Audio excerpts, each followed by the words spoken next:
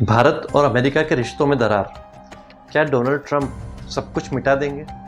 क्योंकि भारत के लिए आज सबसे बड़ा सवाल यही है कि जिस रिश्ते को बनाने के लिए भारत ने 25 सालों का समय दिया, पेशेंस दिया, एफर्ट्स दी, क्या डोनाल्ड ट्रंप अपने इस दूसरे कार्यकाल में इस रिश्ते को पूरी तरीके से तबाह कर देंगे? क्योंकि भारत और अमेरिका जो है दुनिया की दो सबसे बड़ी मल्टीकल्चरल और डेमोक्रेटिक कंट्रीज़ हैं, जिनके लिए कॉमन चैलेंज हुआ करता था चाइना। लेकिन वही वॉशिंगटन का झुकाव आज बीजिंग और इस्लामाबाद की तरफ है और यही नई दिल्ली के लिए चिंता की लकीरें बढ़ा रहा है। क्योंकि डोनाल्ड ट्रंप ने भारत को सबसे पहला झटका दिया जब उन्होंने भारत के ऊपर 50% का टैरिफ लगा दिया रशिया से ऑयल इंपोर्ट करने के लिए। और जो 50% का टैरिफ है, ये चाइना के ऊपर जो टैरिफ लगाया गया है उससे बेहद कम है। वो चाइना जो कि दुनिया का सबसे बड़ा रशियन ऑयल का इंपोर्टर है, और ये वही चाइना है जिसको डील करने के लिए अमेरिका ने भारत का हाथ थामा था। तो क्या आज अमेरिका भारत को दरकिनार करके डायरेक्टली चाइना से और बीजिंग से डील करने जा रहा है और इसीलिए अब भारत की आवश्यकता नहीं रह गई है? दूसरा झटका डोनाल्ड ट्रंप ने भारत को दिया जब उन्होंने ऑपरेशन सिंदूर के बाद अचानक एक फेक सीज फायर अनाउंस कर दिया। पाकिस्तान ने बहुत स्मार्टली डोनाल्ड ट्रंप का उसमें इन्वॉल्वमेंट को न सिर्फ एक्नॉलेज किया, बल्कि उन्होंने नोबेल पीस प्राइज़ के लिए डोनाल्ड ट्रंप का नाम भी नॉमिनेट कर दिया। दरअसल तीसरा झटका डोनाल्ड ट्रंप ने भारत को दिया जब उन्होंने पाकिस्तान के साथ एक ऑयल एक्सप्लोरेशन की डील साइन कर दी। ये पूरी दुनिया के लिए हैरान करने वाला था, क्योंकि पाकिस्तान के एक्सपर्ट्स भी नहीं जानते कि पाकिस्तान में ऑयल रिजर्व्स कहाँ पर हैं। दरअसल ये भारत के लिए न सिर्फ आर्थिक बल्कि एक रणनीतिक नुकसान पहुंचाने वाला कदम था, क्योंकि डोनाल्ड ट्रंप अब न सिर्फ भारत को जो है नुकसान पहुंचा रहे हैं, बल्कि वो उसके शत्रु को मजबूत करने में लग गए हैं। तीसरा झटका डोनाल्ड ट्रंप ने भारत को दिया जब उन्होंने कश्मीर के इशू के ऊपर मीडिएशन करने का ऑफर कर दिया। दरअसल भारत की एक स्टेटेड पॉलिसी कि भारत अपने इंटरनल मैटर्स में किसी भी थर्ड पार्टी का इन्वॉल्वमेंट स्वीकार नहीं करता है। ये सब जानने के बावजूद डोनाल्ड ट्रंप ने कश्मीर के ऊपर अपनी तरफ से मीडिएशन ऑफर कर दी। दरअसल भारत के सामने अब सबसे बड़ा डायलेमा ये है कि ट्रंप के साथ डील कैसे किया जाए, क्योंकि डोनाल्ड ट्रंप गुस्से से रुकने वाले नहीं हैं और तर्क उनके समझ में आते नहीं हैं। तो आखिर इस ट्रंप नाम की बीमारी का इलाज कैसे किया जाए, यही सवाल आज नई दिल्ली के सामने उभर कर सामने आया है। वहीं दूसरी ओर जो सबसे बड़ा सवाल है कि क्या मल्टी अलाइनमेंट की पॉलिसी जो भारत ने सदियों से अपना रखी है, क्या वो आज की तारीख में कारगर रह गई है? दरअसल मल्टी अलाइनमेंट जो है भारत की विदेश नीति की पहचान बन चुकी है, और भारत ने ये नीति कोल्ड वॉर के बाद जब यूएसएसआर का पार्टीशन हो चुका था, टुकड़े हो गए थे, उसके बाद भारत ने इस पॉलिसी को एडॉप्ट किया था, जिसमें भारत ने ईरान और रशिया के साथ अपने रिश्ते भी बरकरार रखे थे। वहीं दूसरी ओर अमेरिका के साथ भी भारत ने नज़दीकियां बढ़ाना शुरू कर दिया था। और इस पॉलिसी का बेस और जो फाउंडेशन था वो ये था कि चाइना से डील करने के लिए अमेरिका जो है वो भारत की रशिया के साथ नज़दीकी सहन कर लेगा। लेकिन डोनाल्ड ट्रंप ने सत्ता में आने के बाद इस थिंकिंग को ओवरटर्न कर दिया, और डोनाल्ड ट्रंप के हिसाब से भारत जो है वो इनएविटेबल नहीं है, बल्कि सिर्फ एक बार्गेनिंग चिप है। और यूक्रेन की जो समस्या है वो सिर्फ यूरोप की प्रॉब्लम है, अमेरिका की नहीं। दरअसल डोनाल्ड ट्रंप के इस माइंडसेट ने भारत के लिए सबसे बड़ी समस्या खड़ी कर दी है। और दूसरी बात यह है कि आज की तारीख में रशिया की दूरी जो है भारत के साथ, ये भारत के लिए सबसे बड़ी चिंता की बात है, क्योंकि पूरे ऑपरेशन सिंदूर के दौरान रशिया जो है कभी भी खुलकर भारत के समर्थन में नहीं आया। दरअसल न तो उसने इस पूरे पहलगाम वाक़ये के दौरान पाकिस्तान के इन्वॉल्वमेंट की बात को स्वीकार किया, और न ही रशिया ने भारत की कार्रवाई को उचित ठहराया, और बड़े नपे तुले शब्दों में एक सीधा सा स्टेटमेंट दे दिया कि दोनों ही पक्ष शांति से इस मुद्दे का निराकरण करें।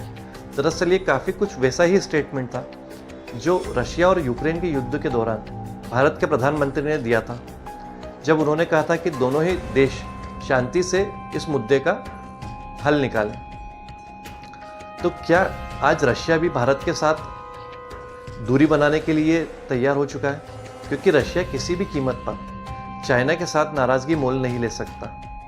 तो भारत के लिए एक सबसे बड़ा सवाल यह है कि जब रशिया पाकिस्तान के केस में भारत के साथ खुलकर समर्थन में नहीं आया, तो क्या कल को चाइना के साथ यदि कोई विवाद हुआ तो रशिया उस केस में भी ऐसा ही न्यूट्रल स्टैंड अपनाएगा? ये भारत के लिए एक सबसे बड़ी चिंता का कारण है।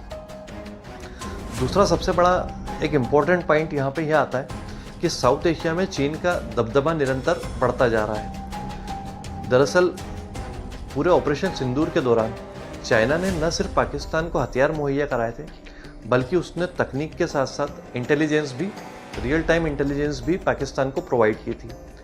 वहीं वॉशिंगटन का बीजिंग की तरफ झुकाव, साउथ एशिया में चीन का बढ़ता हुआ दबदबा और पाकिस्तान को खुलकर मदद करना, ये तीनों ही भारत के लिए चिंता की सबसे बड़ी कारण बन चुके हैं। वहीं पर जो मल्टी अलाइनमेंट की पॉलिसी है, उसकी जो कमजोरियां हैं वो भी अब खुलकर सामने आ गई है। दरअसल किसी भी नीति की असल परीक्षा संकट के समय में ही होती है, और ऑपरेशन सिंदूर के दौरान हमको इस मल्टी अलाइनमेंट के पॉलिसी के जो भी शॉर्टकमिंग्स और कमजोरियां हैं वो हमको खुलकर सामने देखने को मिली, जब किसी भी देश ने खुलकर भारत का समर्थन नहीं किया और न ही पाकिस्तान का नाम उसके अंदर लिया और न ही भारत की कार्रवाई को उचित ठहराया। दरअसल जब रशिया और यूक्रेन का युद्ध हो रहा था, तब भारत ने बिल्कुल न्यूट्रल स्टैंड अपनाया था। न तो भारत ने रशिया का खुलकर समर्थन किया था, जिससे रशिया भारत से नाराज़ है, और न ही उन्होंने भारत ने यूक्रेन का खुलकर साथ दिया।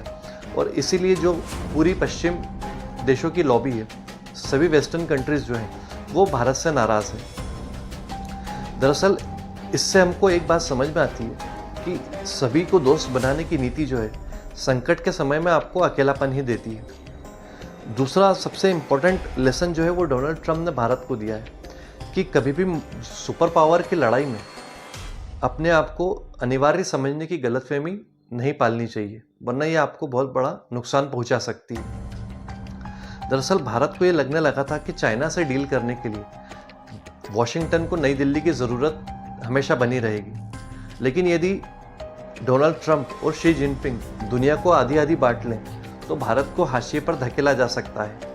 यह बात अमेरिका और चाइना दोनों बहुत अच्छी तरीके से समझ चुके हैं, और शायद यही बात भारत के जो फॉरेन पॉलिसी एक्सपर्ट्स हैं उनको सताने लगी है।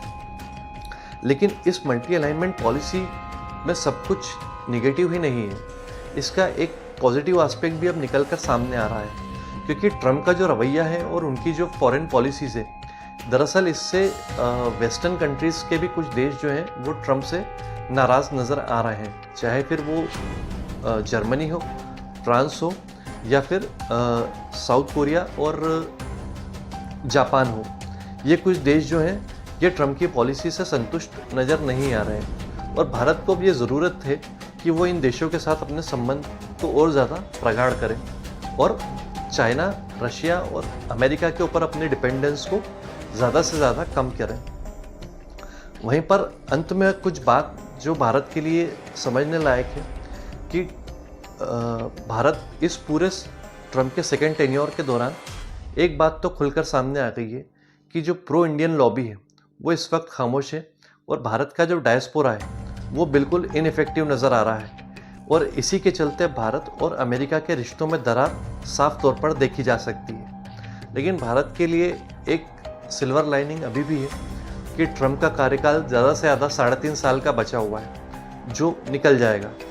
लेकिन भारत को इस दौरान संयम बरतना होगा और अपनी पोजीशन को और ज़्यादा कंसोलिडेट करके स्ट्रेंथन करना होगा, और अमेरिका के ऊपर अपने डिपेंडेंस को कम करके दूसरे देशों के साथ अपने संबंध को मजबूत करना होगा।